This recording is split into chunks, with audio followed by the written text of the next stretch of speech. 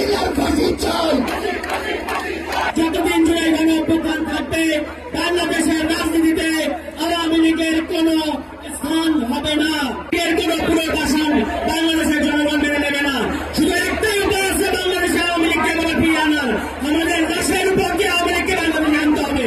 যতদিন বাংলাদেশে এনসিপি থাকবে, যতদিন ছাত্র জনতা থাকবে, যতদিন জুলাই গণ অভ্যুত্থান থাকবে বাংলাদেশের রাজনীতিতে আওয়ামী লীগের কোন স্থান হবে না।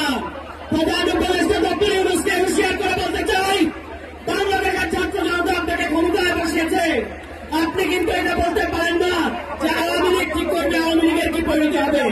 আওয়ামী লীগ ঠিক করবে না আওয়ামী লীগের পরিণতি, বাংলাদেশের ছাত্র জনতা বাংলাদেশের ফ্যাসিবাদ বিরোধী রাজনৈতিক দল ঠিক করবে আওয়ামী লীগের কি পরিণতি হবে।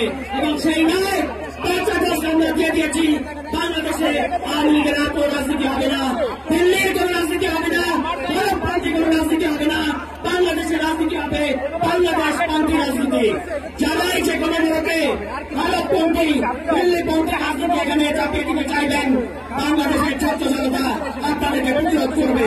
সুতরাং আগামী নির্বাচনের আগে আমাদের দাবি খুব পরিষ্কার, আপনারা নির্বাচনে যাবেন, আমরা নির্বাচনের জন্য প্রস্তুত আছি, কিন্তু আগামী নির্বাচনের আগে আওয়ামী লীগের নিবন্ধন বাতিল করতে হবে, আওয়ামী লীগের সকল রাজনৈতিক কর্মকাণ্ড নিষিদ্ধ করতে হবে। আগামী নির্বাচনে ব্যালট পেপারে নৌকা মার্কা থাকতে পারবে না। এর ব্যাপারে বাংলাদেশের ছাত্র জনতা রায় দিয়ে দিয়েছে, যারা এর অন্যথায় করবেন তাদের বিরুদ্ধে আবারও জুলাই গণ অভ্যুত্থান সংগঠিত হতে হবে। সুতরাং গণজমাকে করবেন না, আওয়ামী লীগের বাংলাদেশে রাজনীতি করতে পারবেন না। এই রায় হয়ে গেছে, এই রায় পক্ষে থাকেন, জুলাই গণ অভ্যুত্থানের পক্ষে থাকেন। এখানে যতগুলো রাজনৈতিক দল আছে সবার কাছে আমরা এনসিপির পক্ষ থেকে আহ্বান জানাতে চাই, এনসিপি তার অবস্থান পরিষ্কার করেছে, বাংলাদেশে আওয়ামী লীগের রাজনীতি হবে না। আপনাদেরকে কোনো রকম চালাকি করবেন না, আপনাদের অবস্থান পরিষ্কার করতে হবে। আওয়ামী লীগ কি আপনাদের অবস্থান কি জনগণের সামনে পরিষ্কার করেন। প্রত্যেকটা রাজনৈতিক দলকে তাদের ইশতেহারে আওয়ামী লীগ নেতাদের কি অবস্থান পরিষ্কার করতে হবে, এটা পরিষ্কার করা আগ পর্যন্ত বাংলাদেশের জনগণ তাদেরকে ভোট দেবে না। ওই 3 তারিখে ঠিক এমন সূর্যাস্তের সময় শহীদ মিনারের এই উন্মুক্ত প্রান্তে দাঁড়িয়ে আমরা বাংলাদেশের ছাত্র জনতা একসাথে ঐক্যবদ্ধভাবে হাত উঁচু করে রায় দিয়েছিলাম। ঠিক তখন থেকে আজ 9 মাস পরে 2025 সালের মে মাসের এই 2 তারিখে এই বাইতুল মোকাররমের সামনে বাংলাদেশের ছাত্র জনতা আবার হাত উঁচু করে ঐক্যবদ্ধভাবে রায় দিবে। আমরা সেদিন এক হাত তুলে এক আঙুল তুলে এক দফা ঘোষণা করেছিলাম। আজকে আমরা এখানে ঐক্যবদ্ধ মুষ্টিবদ্ধ হাত উঁচু করব, আমরা সবাই মুষ্টিবদ্ধ হাত উঁচু করব।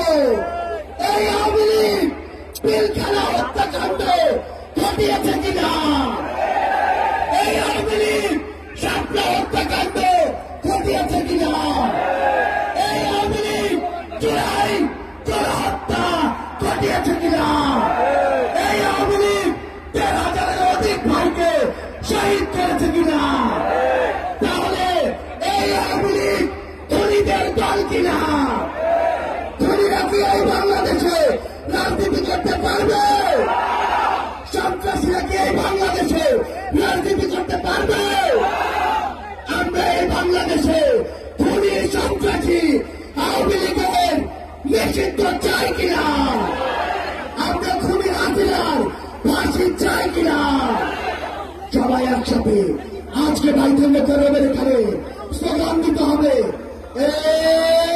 অ্যাকশন অ্যাকশন আওয়ামী লীগের বিরুদ্ধে, খুনিদের বিরুদ্ধে, সন্ত্রাসীদের বিরুদ্ধে, ফাঁসি ফাঁসি ফাঁসি